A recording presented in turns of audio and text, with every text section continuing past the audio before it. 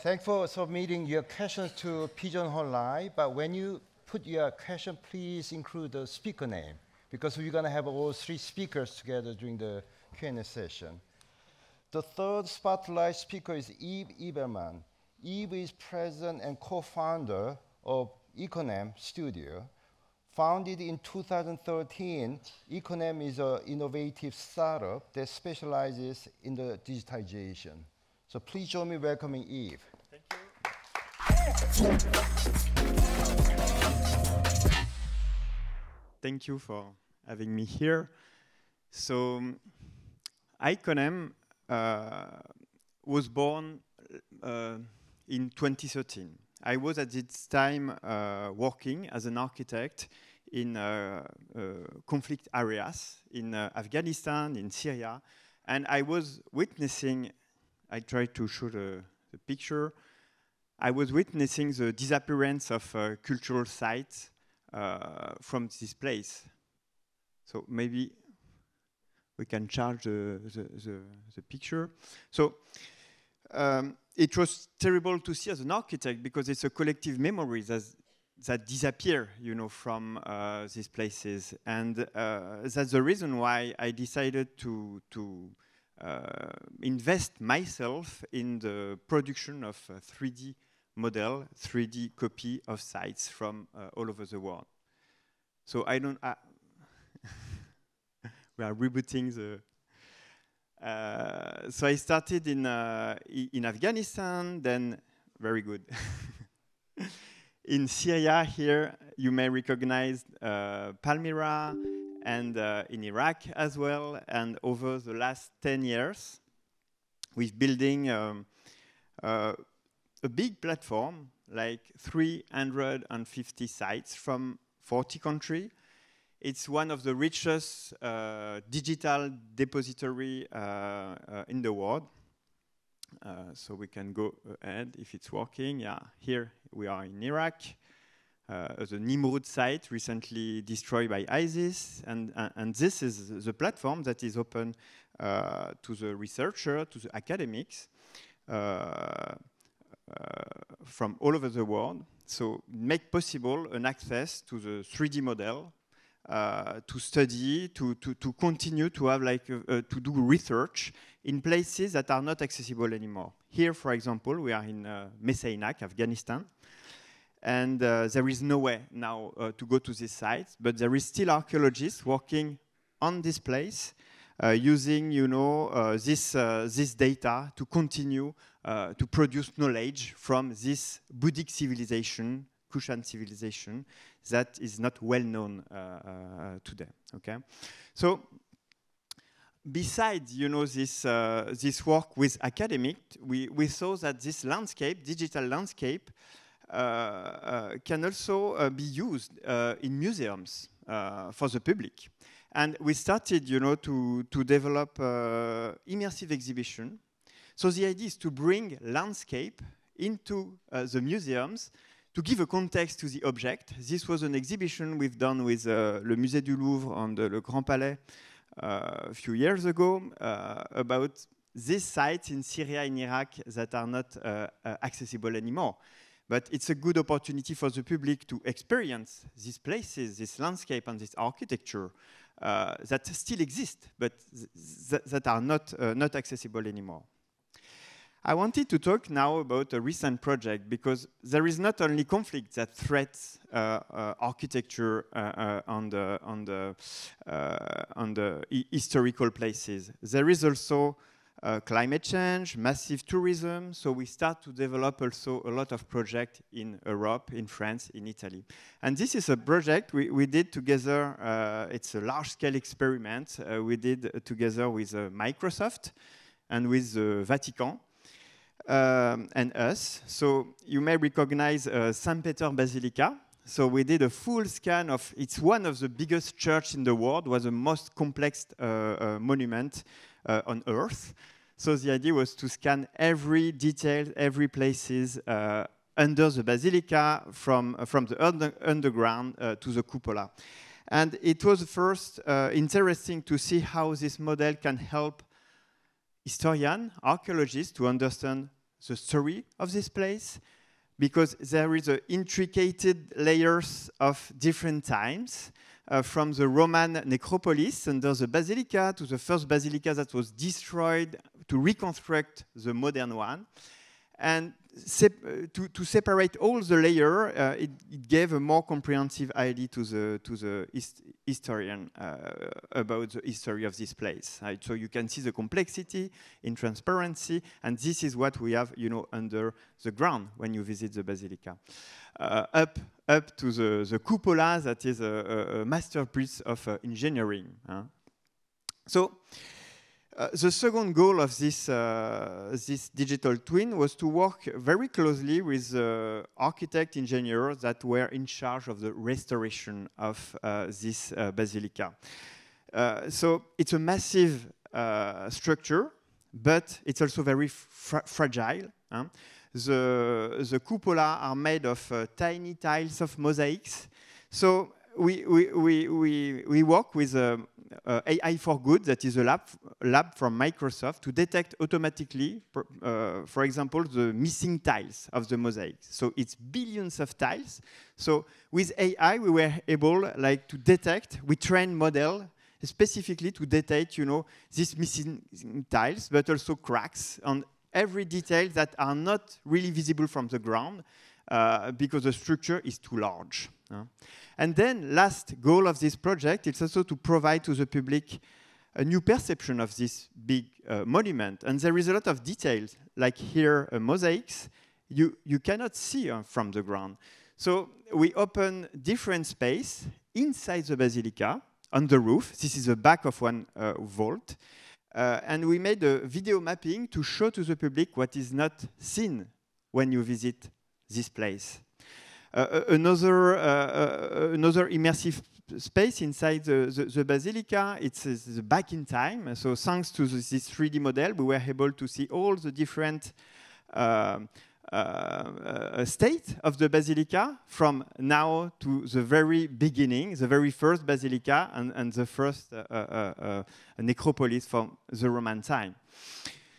Also, we can travel into the space. This is a hidden space under the basilica, and this is a film that shows a bit what we were able to do from the most holy places of the basilica. This is a confessione that people cannot reach, up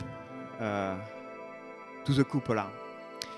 So we understand one thing is a digital twin is not only a tool to make, like, practical, to understand things, and also to help to restore monuments, but it brings also a new kind of engagement for the public, a new way to see the reality, also poetic way to see the reality and the structure,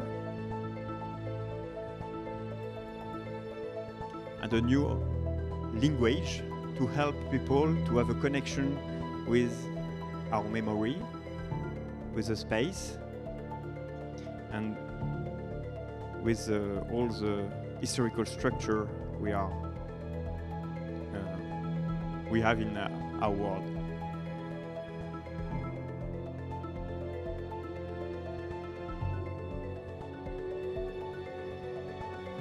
Thank you. I let the video.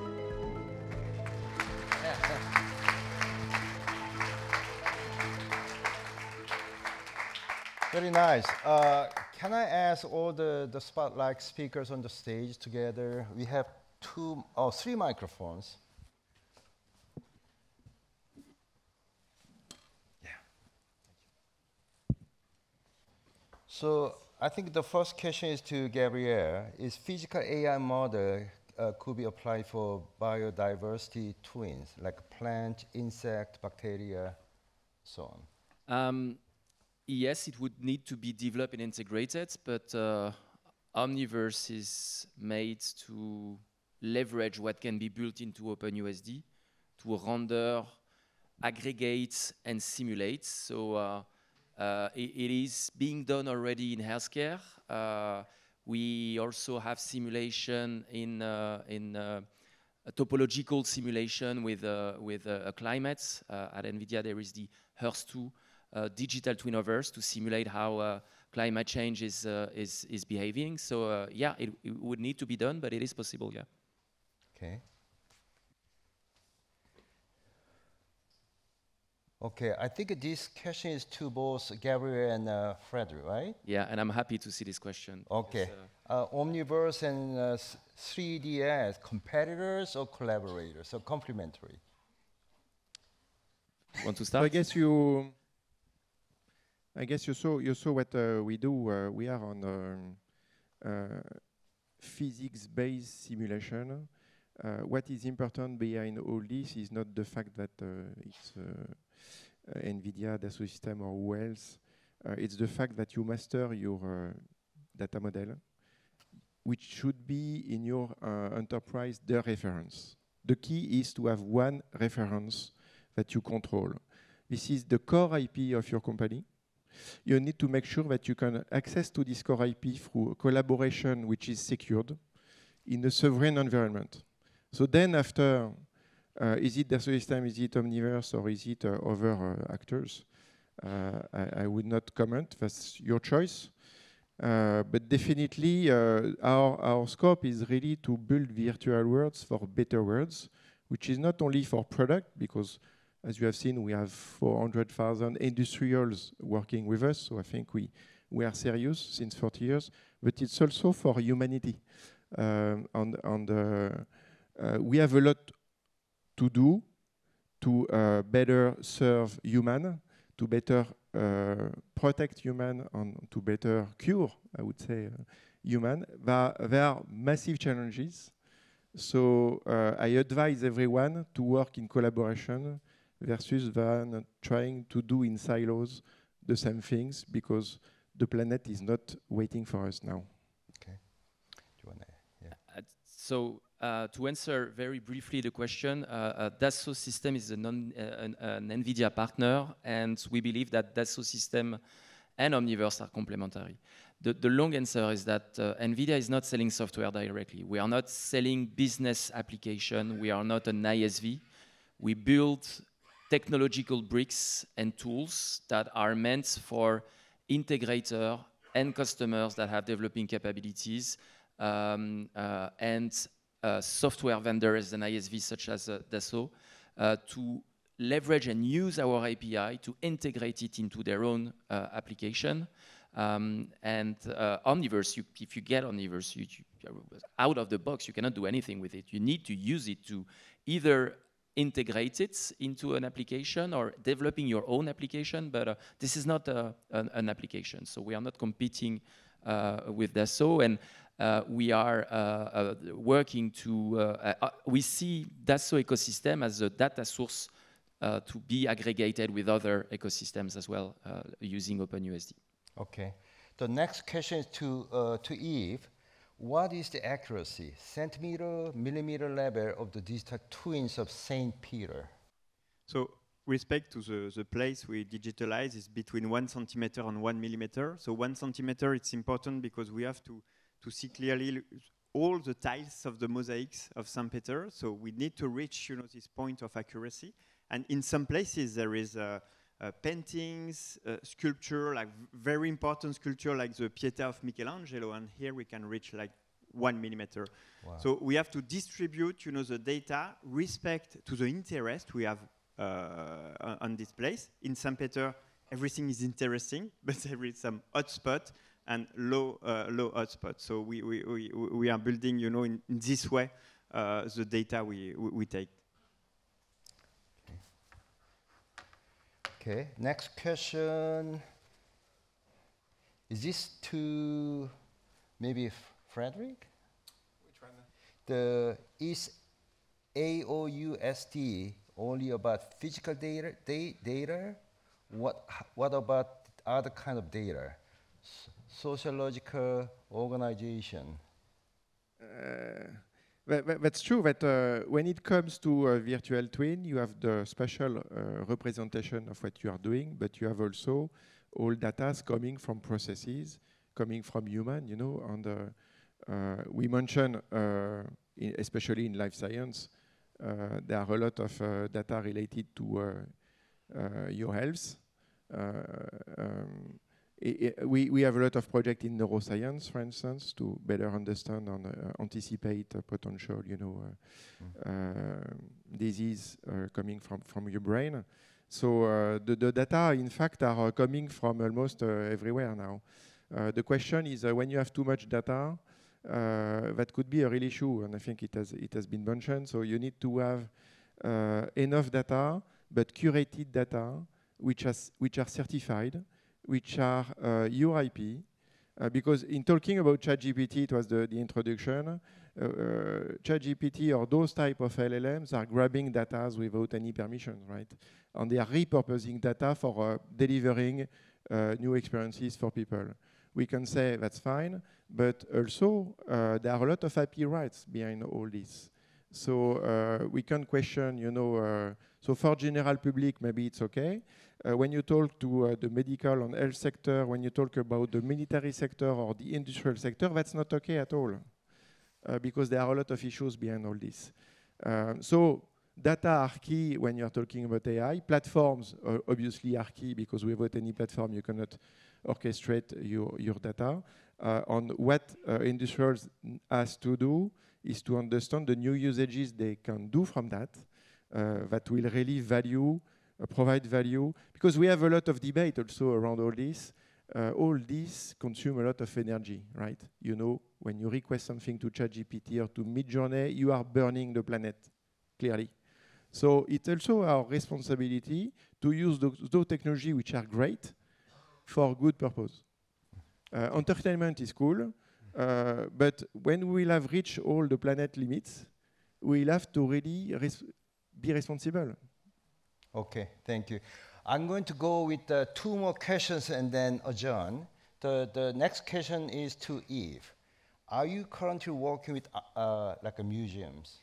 Yeah, sure. And I think the museography will change a lot in the future. So bringing, you know, environment inside spaces and making the connection between object and places is something that will change also the experience of museum in the future. So we are building a lot of exhibition, and we have this ambition for the next 4 years to build a library of the most beautiful wonders in the world and make able to travel these wonders in all museums and also in different kind of network, also in broadcasting, because also in VR, because the 3D allow, you know, a more adaptable way of sharing these places.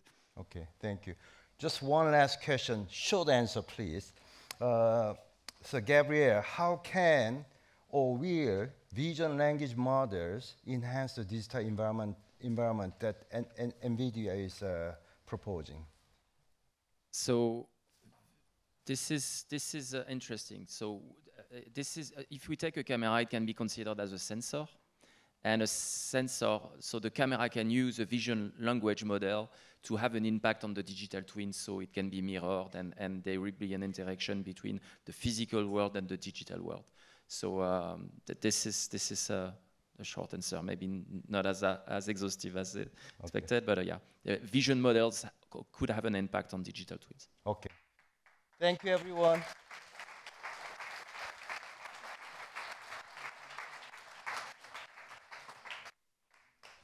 So this concludes the 7th MIT Paris Symposium. Thank you for your time and also kind attention. I hope you found today's event meaningful and useful. Also, I want to thank Group Bouygues again for hosting today's event. If you are ILP member like Group Bouygues, this event recordings will be available at our website, www.ilp.edu, so you can watch this video again. Thank you. Allô, allô. thank you, JEWAN. Thank you all, let's say, keynotes, fireside chat, the new concept of fireside chat and spotlight. It was amazing this morning.